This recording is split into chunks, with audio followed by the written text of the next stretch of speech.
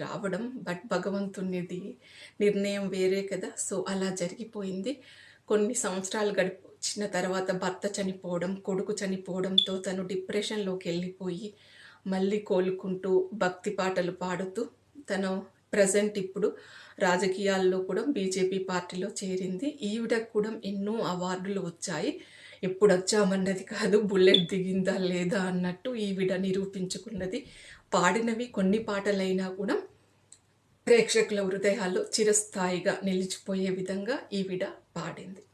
ఇకపోతే అంతర్జాతీయ స్థాయిలో మడోన్నా. ఈవిడ అమెరికా రాష్ట్రంలో జన్మించింది. తల్లికి రొమ్ము క్యాన్సర్ అవ్వడం వల్ల ఈవిడకు 5వ ఏటని మరణించింది.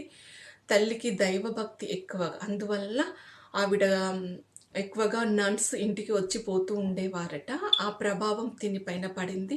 వాళ్ళ ఆధ్యాత్మిక బోధన, వాళ్ళ మాటలు తిను